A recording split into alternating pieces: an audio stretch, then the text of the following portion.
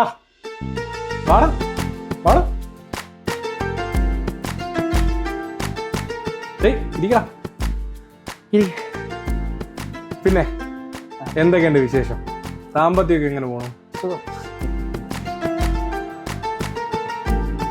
പാലയാച്ചിന് വിളിച്ചതാ ഞാൻ. ഇത്രയും ദിവസം രണ്ടാൾക്ക് സമയം കിട്ടില്ല അല്ലേ? നമ്മൾ പറഞ്ഞില്ലേ ബാംഗ്ലൂർ അർജന്റായിട്ട് പോണായിരുന്നു, അതുകൊണ്ടാണ്. അതൊന്നും സാരല്ലടാ.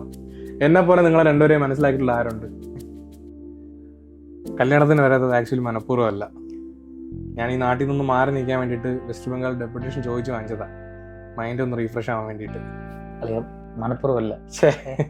പോടാ, എനിക്ക് മനസ്സിലാവും നിങ്ങളെ. എവിടെയായിരുന്നു നിങ്ങൾ ഹാപ്പി ആയിരിക്കുക, അത്രേ ഉള്ളൂ. ഞാനേ കുടിക്കാൻ എന്തെങ്കിലും എടുക്കാം. കണ്ടോടി, തനി തങ്കമല്ലേ അവൻ. നീ അവനെ തേച്ചതോ?